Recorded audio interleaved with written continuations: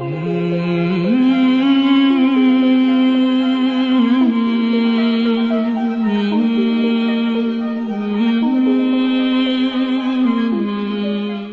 سلام علیکم. اپنی خصوصی پیشکش رہنما کے ساتھ آج پھر ہم آپ کی خدمت میں حاضر ہیں. آج ہمارے 8ویں معصوم اور چھٹے امام جعفر صادق علیہ السلام کی شب شہادت ہے. جس دن مکے میں آفتاب صداقت نمودار ہوا، اسی کے 135 برس کے بعد مدینے میں نہر صداقت جاری ہوئی امام جعفر صادق علیہ السلام کی شکل میں. آپ نے تمام معصومین میں سب سے زیادہ عمر پائی. شاید اس کی وجہ یہ ہو کہ بنی امیہ اور بنی عباس کے تصادم کی وجہ سے ان دونوں میں سے کسی کو بھی آپ کو قتل کرنے کا موقع ذرا دیر سے فراہم ہوا. ہمارے امام کی خصوصیت یہ ہے کہ آپ نے 1400 برس قبل کائنات کی سب سے بڑی یونیورسٹی مدینے میں قائم کی، جہاں پہ ابتدائی تعلیم کے ساتھ ساتھ پی ایچ ڈیز اور اسکالرز بھی تیار کیے جاتے رہے. اور دوسری خصوصیت یہ ہے کہ تمام ائمہ معصومین کی ملا کے جتنی احادیث ہم تک پہنچی ہیں، اس سے زیادہ احادیث آپ کو بیان کرنے کا موقع ملا. آج خانوادہ رسالت کی اسی عظیم ہستی کی شہادت کے سفر کی مناسبت سے ہم حجت الاسلام والمسلمین مولانا سید تہذیب الحسن رضوی صاحب قبلہ کے ساتھ کچھ گفتگو کریں گے اور آپ کی زندگی کے چند حالات پر روشنی ڈالیں گے. جناب السلام علیکم. وعلیکم السلام ورحمۃ اللہ وبرکاتہ. سب سے پہلا سوال کن آغوشوں میں آپ پلے، اور آپ کا والد کی طرف سے خاندان تو سب کو معلوم ہے، والدہ کی طرف سے آپ کے خاندان کی کیا خصوصیات تھیں، اس کے بارے میں بیان فرمائیں. اعوذ باللہ من الشیطان الرجیم، بسم اللہ الرحمن الرحیم. اللہم انطقنی بالہدی والہمنی التقوی ووفقنی للتی ہی ازکی واستعملنی بما ہوا ارضی. سب سے پہلے میں ناظرین کی خدمت میں امام جعفر صادق علیہ السلام کی شہادت کی تسلیت اور تعزیت پیش کرتا ہوں. مدینہ منورہ میں آپ کی ولادت باسعادت ہوتی ہے 17 ربیع الاول 83 ہجری. ولادت کے وقت آپ نے سب سے پہلے اپنے زبان اقدس سے شہادتین جاری کیا. سبحان اللہ. اور جب داعیہ نے آ کے خبر دی تو سب سے پہلے ہمارے اور آپ کے چوتھے امام امام زین العابدین علیہ السلام تشریف لائے اور اپنے یعنی پوتے کو آغوش میں لیا، اور آغوش میں لینے کے بعد آپ نے اپنے جد کی طرح، جیسے کہ پیغمبر اکرم صلی اللہ علیہ وآلہ وسلم نے امام حسن اور امام حسین علیہ السلام کے ساتھ ان کے ولادت کے بعد ان کے کان میں اذان اور اقامت کہی. آپ کا نام بھی پیغمبر نے رکھا، آپ کا لقب بھی پیغمبر نے بتایا. تو پہلے ہی بتایا، دنیا میں آنے سے پہلے آپ کو جناب جابر بن عبداللہ انصاری کو جب آپ نے اولو الامر کے سلسلے میں سوال کیا کہ وہ کون ہیں، تو آپ نے فرمایا، ایک ایک کا نام لیا اور ایک ایک کا لقب بتایا. اور یہاں تک کہ جب 5ویں امام تک پہنچے تھے تو یہی کہا تھا کہ جابر تم ملاقات کرو گے میرے 5ویں نائب سے تو میرا انہیں سلام کہنا. اللہ اکبر. اور یہ سلسلہ ایک امام کے بعد دوسرا امام اپنے اسرار کو سپرد کرتا رہا ہے. جعفر صادق علیہ السلام کے آبائی اعتبار سے اور والد ماجد کے اعتبار سے دیکھا جائے تو امام محمد باقر علیہ السلام، جنہیں باقر العلوم کے نام سے یاد کیا جاتا ہے، آپ نے علوم کے وہ چشمے جاری کیے کہ جس کی وجہ سے آپ کو باقر کہا جا رہا تھا۔ والد گرامی آپ کے ام فروہ ہیں، آپ قاسم ابن محمد ابن ابی بکر کی بیٹی ہیں۔ کیا کہنا ہے؟ جناب قاسم کے سلسلے میں یہ ملتا ہے کہ یہ مدینے کے 7 فقہا میں سے آپ کو ایک شمار ہوتے تھے، اللہ اکبر، یعنی صاحب علم، صاحب فضل، صاحب تقوی، نیک کردار، اور نور علی نور کے آپ محمد ابن ابی بکر کے بیٹے ہیں۔ کیا کہنا ہے، واہ واہ واہ۔ وہ محمد ابن ابی بکر جن کے بارے میں خود جناب امیر المومنین علی ابن ابی طالب علیہ السلام نے فرمایا کیا کہ میرے لیے فرزند صالح اور ناصح، اگرچہ صلب سے نہیں ہیں لیکن پھر بھی آپ نے انہیں ولد ناصح کے نام سے یاد کیا۔ سبحان اللہ سبحان اللہ۔ میں یہ جاننا چاہوں گا کہ بچپنے میں جو بچے عام طور سے فعال ہوتے ہیں یا بچوں کا جو مزاج بننے والا ہوتا ہے، وہ ہمارے اسلام میں بھی کہا گیا ہے اور عمومی طور پہ کہا جاتا ہے کہ بچے کے پاؤں پالنے میں پہچانے جاتے ہیں۔ جی جی جی۔ تو آپ کے بچپنے کے کچھ کارنامے بیان فرمائیں۔ دیکھیے امام کے، میں آپ کی خدمت میں 3 سال کا واقعہ ہے، ابھی آپ کی عمر 3 سال کی تھی، اللہ اکبر، اور آپ اپنے والد ماجد کے ہمراہ اسی درس میں جس میں آپ کے والد ماجد یعنی امام محمد باقر علیہ السلام جو درس دیتے تھے، جس میں سینکڑوں لوگ ہوا کرتے تھے، سن رسیدہ افراد ہوتے تھے، آپ کے سن سے سبھی زیادہ بالا تھے، آپ کا سن مبارک 3 سال کا ہے، لیکن ذکاوت، فہم، شعور کے اعتبار سے آپ کا شعور سب سے بلند نظر آتا ہے اور نمایاں نظر آتا ہے۔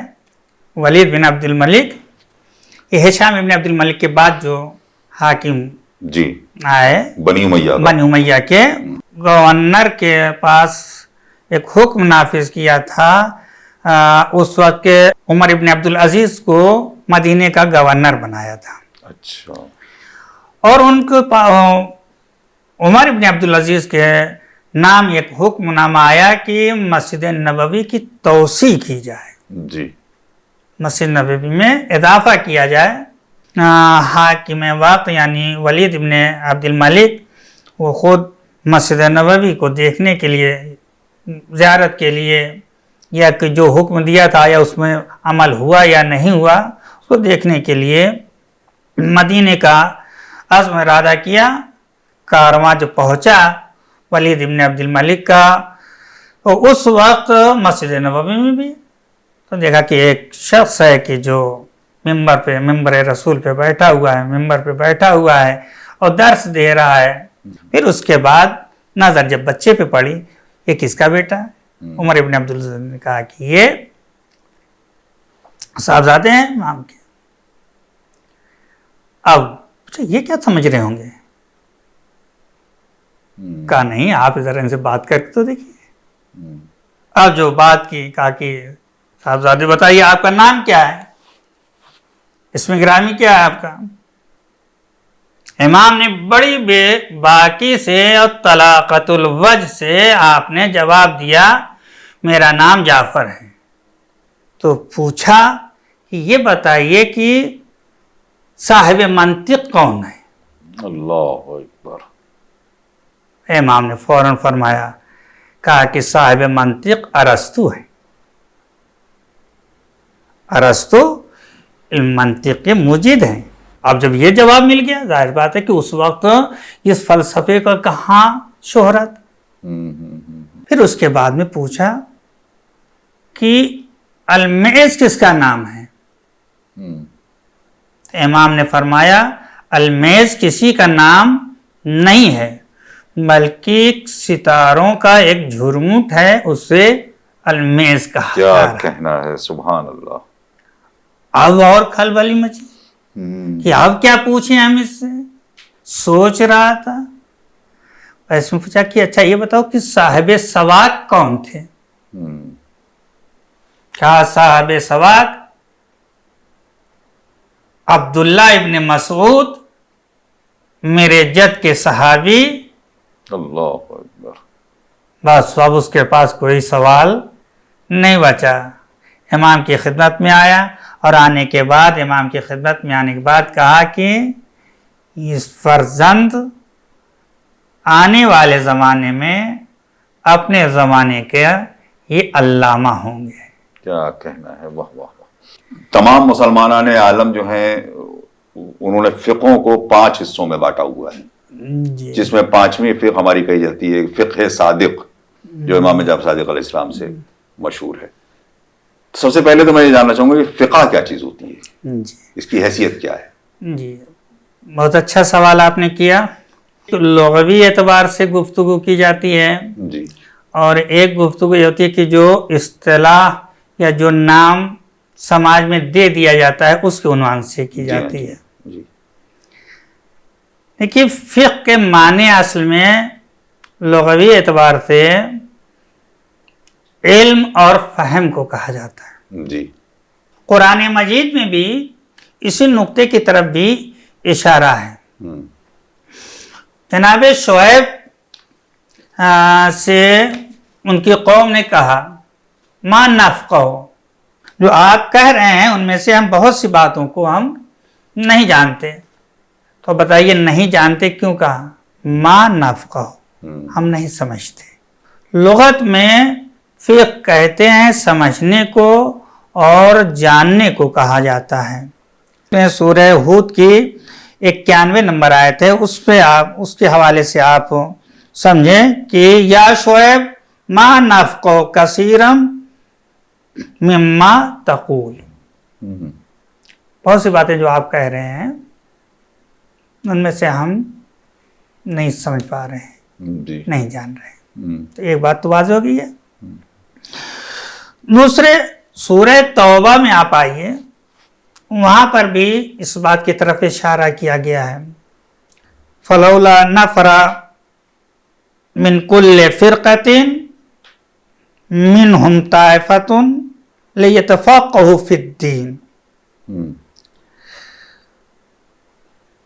کیوں نہ کوئی گروہ، کوئی طائفہ نکلتا اور جاتا اور دین سیکھتا، اور دین سیکھنے کے بعد وہ پلٹ کر آتا اپنے قوم میں اور پھر انہیں انذار کرتا. کیا کہنا ہے. سبحان اللہ.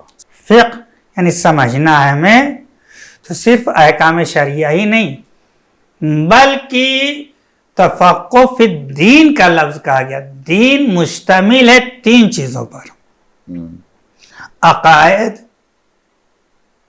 احکام، اخلاق. واہ واہ واہ واہ. یہ 3 چیزیں انسانی زندگی میں ہیں. ہم سے جو مطالبہ ہو رہا ہے سب سے پہلے ہماری فکر کا. واہ واہ واہ واہ. فکر کا تعلق کس سے ہے؟ عقائد سے. پھر کچھ مطالبہ ہم سے ہو رہا کیا؟ قانون کی پابندی کا. قانون کیا ہے؟ وہ احکام ہے. اور تیسرا مطالبہ ہے کہ ہمارا سماج ہے، ہمارا معاشرہ ہے، ہم اس میں زندگی بسر کر رہے ہیں تو کیسے بولیں، جھوٹ بولیں یا سچ بولیں، واہ واہ. دھوکہ دیں، فریب دیں یا وعدے کو پورا کریں، کیا کریں ہم؟ تو اخلاقیات کی طرف. تو دین مشتمل ہے کس پر؟ 3 چیزوں پہ. 3 چیزوں پر: عقائد، احکام اور اخلاق. تو آپ دیکھیے جب سورہ زلزال پیغمبر تلاوت کر رہے تھے، ایک شخص آیا تھا، اعرابی آیا تھا، اس نے دین سیکھنے کے لیے، اسلام لانے کے لیے آ کے بیٹھا تو دیکھا کہ پیغمبر تلاوت کر رہے ہیں، اور جیسے ہی آخر میں پیغمبر پہنچے وَمَن يَعْمَلْ مِثْقَالَ ذَرَّةٍ خَيْرًا يَرَهُ، جہاں اس آیے کریمہ پہ پہنچے پیغمبر، اس نے سنا کہ مَن يَعْمَلْ مِثْقَالَ ذَرَّةٍ خَيْرًا يَرَهُ وَمَن يَعْمَلْ مِثْقَالَ ذَرَّةٍ شَرًّا يَرَهُ. جب اس آیت پہ پہنچے پیغمبر، وہ اٹھا اور اٹھ کے چلا گیا. اصحاب نے کہا یا رسول اللہ یہ تو ابھی آیا تھا، ابھی یہ کچھ پوچھا بھی نہیں، اس نے کچھ سیکھا بھی نہیں اور یہ چلا گیا، بہت جلد باز تھا، کیا بات تھی؟ کہا رجع فقیہن، وہ فقیہ بن کے گیا، سبحان وہ اللہ، سمجھ کے گیا، سبحان اللہ، جو سیکھنا تھا وہ سیکھ کے گیا۔ اور دوسری بات کہ پیغمبر نے فرمایا اسی تفقہ کے عنوان سے فقہیات کے اعتبار سے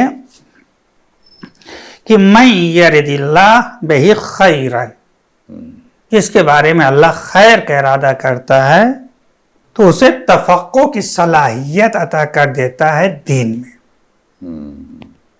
اسی لیے قرآن کہہ رہا ہے جو ہمارے راستے میں قدم اٹھاتے ہیں ان کے لیے ہم راستے ہموار کر دیتے ہیں۔ سبحان اللہ، ہمارے لیے بیس ہیں، جو اصول ہیں، جو بنیادیں ہیں، ان کے ذریعے سے احکام کو خارج کرنا، احکام کو نکالنا، جیسے قرآن سے، سنت سے، احادیث سے۔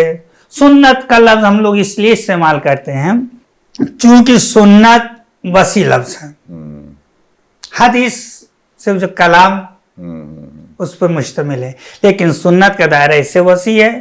سنت حدیث کو بھی کہیں گے، کلام کو بھی کہیں گے، سنت عمل کو بھی کہیں گے، اور سنت جو ہے وہ سکوت کو بھی کہیں گے، خاموشی کو بھی کہیں گے۔ واہ واہ جی۔ تو لہذا ہم لوگ ہماری اصطلاح میں سنت بولتے ہیں، صرف حدیث سے نہیں کہیں گے بلکہ سنت سے۔ کہیں کہیں ایسا بھی ہوتا ہے کہ امام کے سامنے عمل انجام پا رہا ہے اور امام دیکھ کے خاموش ہیں، تو اس کا مطلب یہ ہے کہ یہ کام امام کی نگاہ میں، معصوم کی نگاہ میں قابل قبول ہے۔ کیا کہنا ہے، وہ نہ منع کر دیتے، جب رد نہیں کیا ہے تو اس کا مطلب یہ ہے کہ وہ قابل قبول ہے۔ کیا کہنا ہے، یہ سکوت۔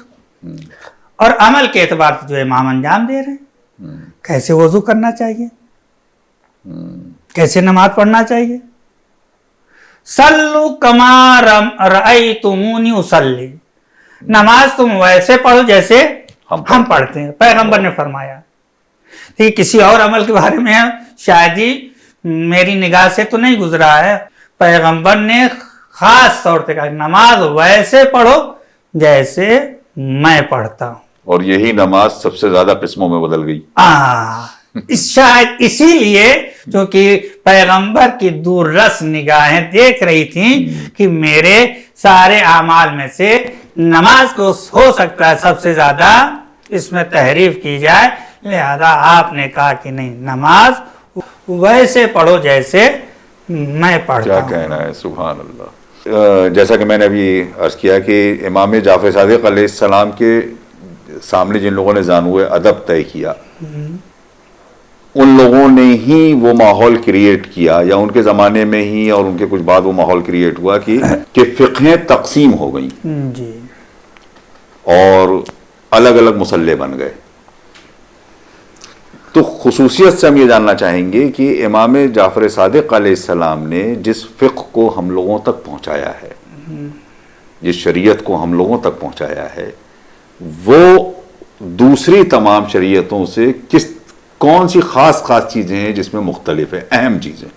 دیکھیے یہ سوال تو خیر بہت ہی بڑا ہے اور اس پہ ہمارے علماء نے کام بھی کیا ہے، کتابیں بھی لکھی ہیں، مثلا کہیں خلاف کے نام سے لکھی گئی ہیں۔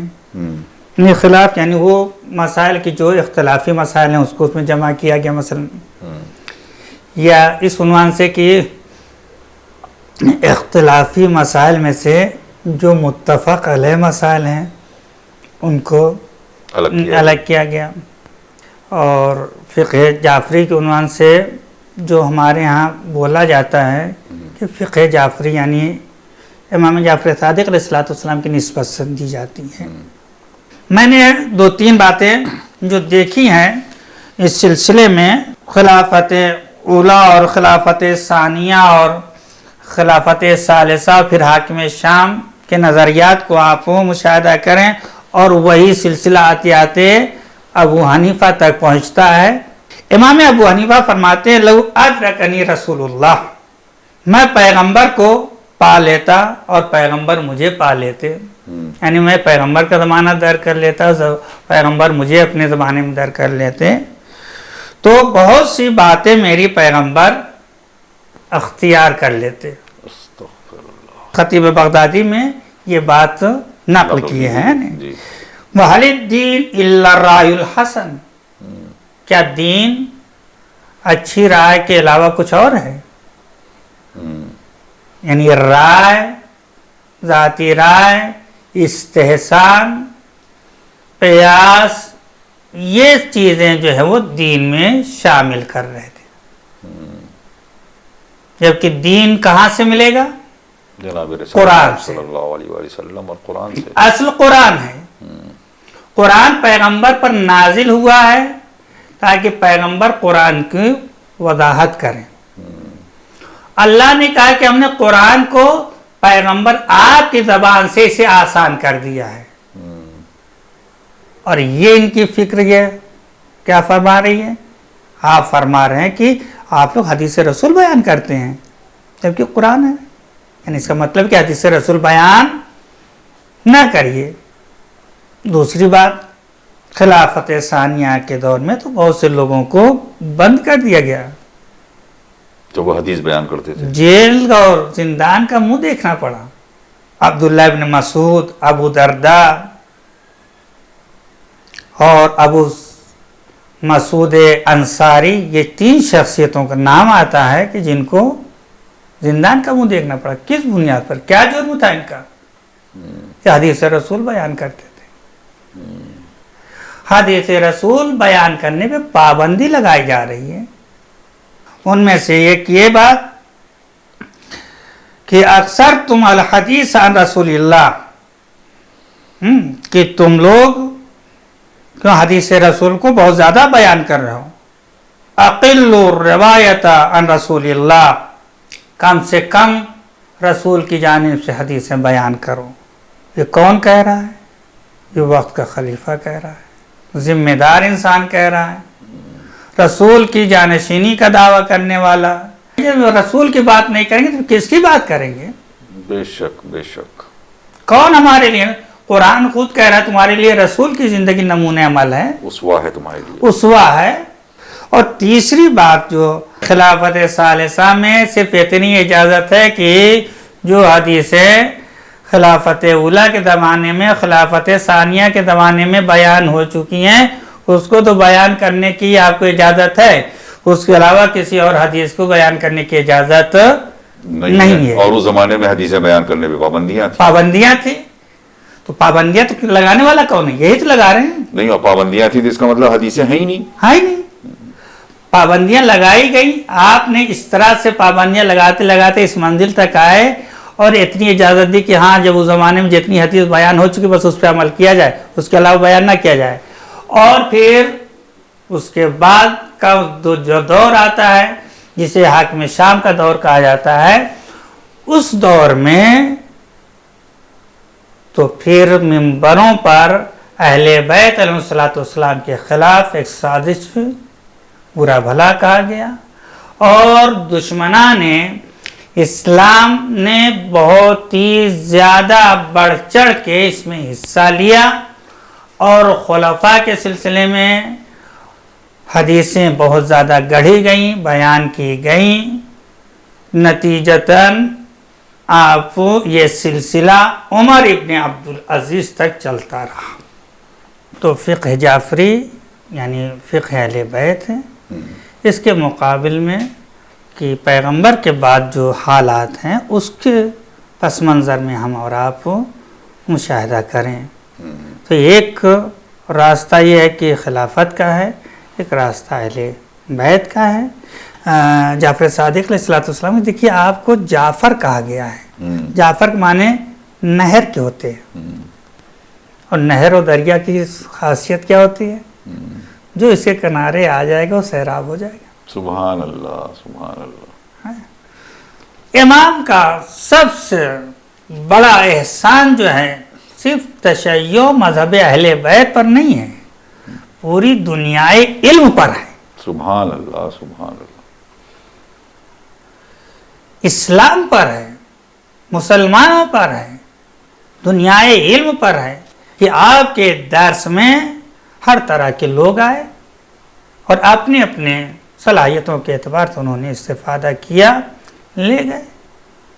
اب امام کے زبان سے جو نکلے ہوئے کلمات تھے تو کوئی ابو زرارہ کی شکل میں، ابو محمد ابن مسلم کی شکل میں، یا ابو بصیر کی شکل میں اس طرح کے ظاہر ہوتے ہیں. ہشام ابن سالم ہیں، ہشام ابن حکم ہیں، حمران ابن عیون ہیں، اس طرح کے افراد آ رہے ہیں. اور وہیں پہ امام ابو حنیفہ بھی ہیں، دیگر بھی افراد ہیں. تو کلام تو ایک چل رہا ہے، نتیجہ لینے والے کیسے ہیں؟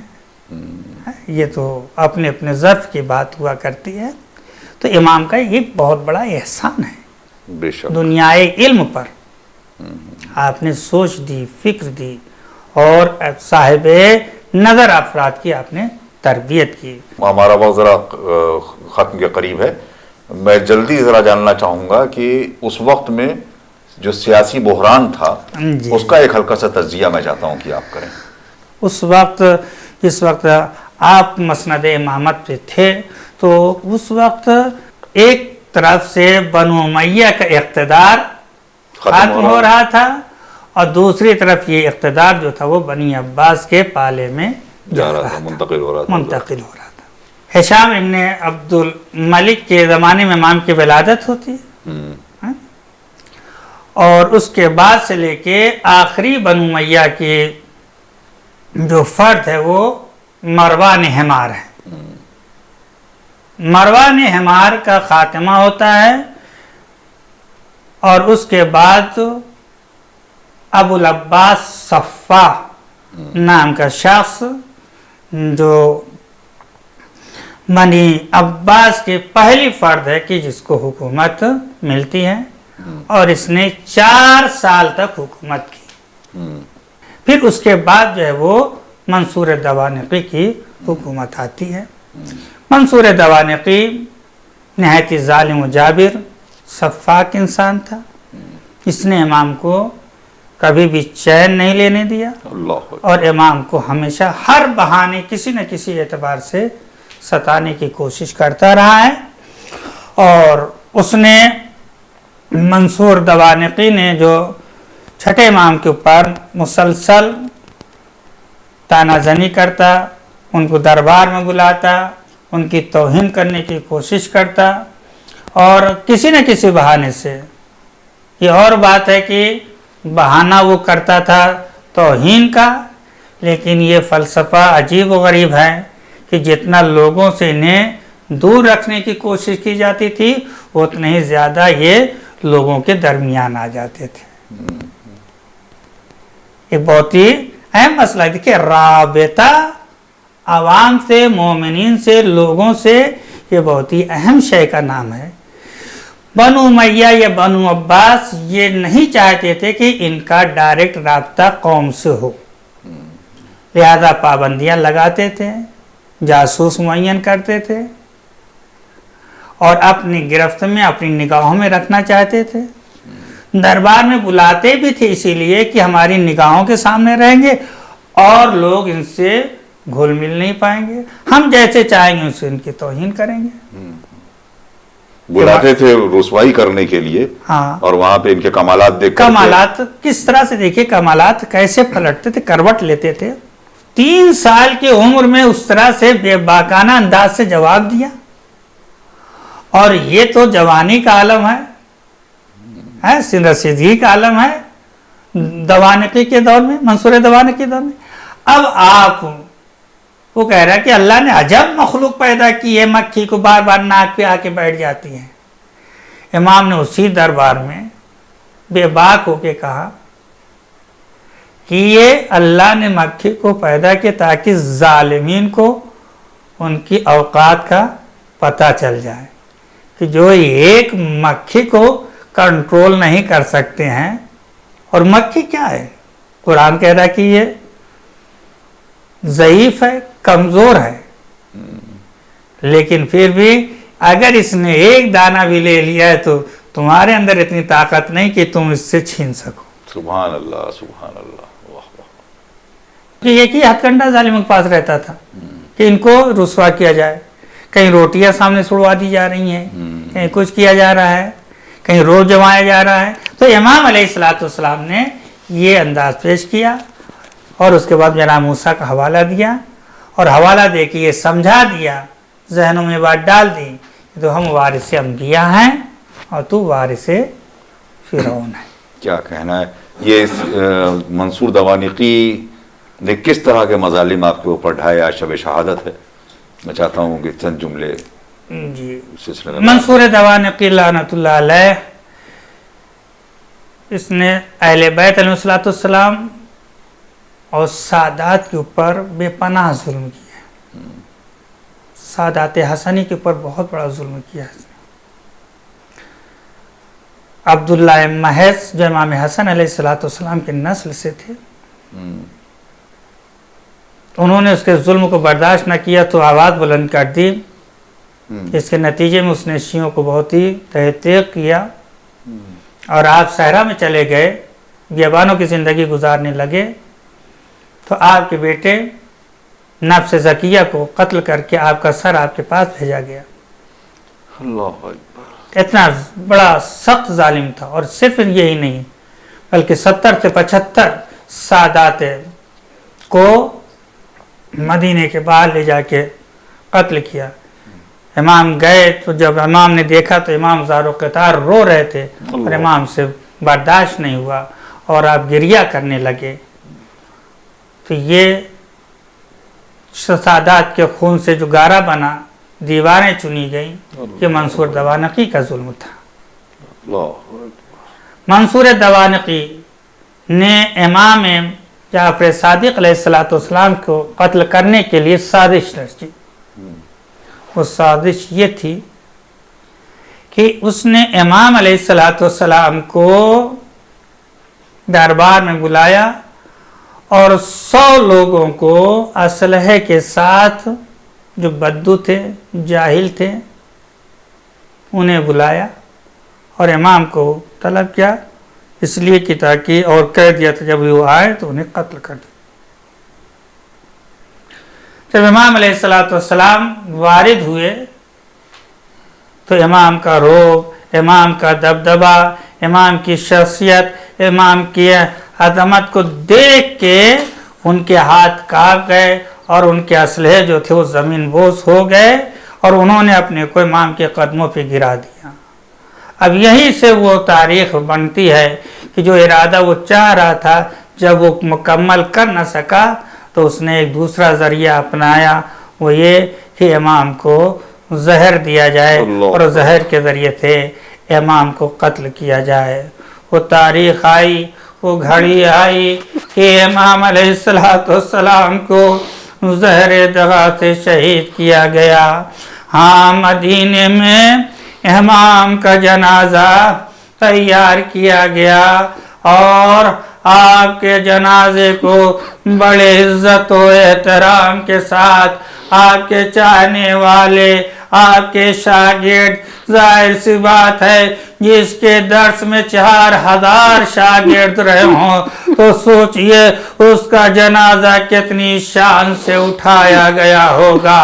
हाँ, जब जनाजा मदीने में शान से उठा होगा और जन्नतुल बकी की तरफ जा रहा होगा तो अजब नहीं मेरा इमाम करबला की तरफ रुक करके आवाज दे रहा होगा, ए मेरे जद्दे बुजुर्गवार, अरे मुझे माफ करिएगा, ये आपके लाल का जनाजा तो इस शान और शौकत के साथ मदीने में उठाया जा रहा है, लेकिन आपका लाशा जमीने करबला पर पड़ा रहा, कोई दफन करने वाला न था। नहीं, क्यों नहीं दफन करने वाले थे, वारिस थे, लेकिन हाथ पसे गर्दन बंधे हुए थे, हाथों में हथकड़ी थी, पैरों में बेड़ियां थी, कमर में लंगर था, गले में तोके खारदार था। अरे हमारा रात का चौथा इमाम जब करबला के मैदान में बाप के जनाजे पे आपकी जब निगाह पड़ी तो इमाम का रंग जर्द होने लगा। ज़ैनब हुलिया मकाम आगे बढ़ी और आवाज दी, सब्रन सब्रा या बुनैया, ए मेरे लाल सैयदे सज्जाद, अरे तुम सब्र करो, एक दिन वो आएगा, यहाँ रोजा बनेगा, लोग ज़ियारत के लिए आएंगे, लेकिन मौला हम बहुत शर्मिंदा है। जब बकी पे निगाह पड़ती है तो उस वीराने पर दिल तड़प जाता है। चाहने वाले फरियाद कर रहे हैं, काश वो दिन आता कि आपकी जरी भी, आपकी कब्र भी ज़ेरे साया होती और चाहने वाले इत्मीनान से बैठ के फातिहा पढ़ते, कुरान की तिलावत करते। सयअलमुल्लज़ीना ज़लमू अय्य मुनक़लिबिन यनक़लिबून। नाज़रीन, हम यहीं पर आपसे इजाज़त लेते हैं। कल इंशाअल्लाह इमाम की ज़िंदगी के चंद हालात और जो बहुत अहम है हमारे बच्चों के लिए जानना, हम उन पर गुफ्तगू करेंगे। खुदा हाफिज़ व नासिर। वस्सलामु अलैकुम वरहमतुल्लाहि वबरकातुहू।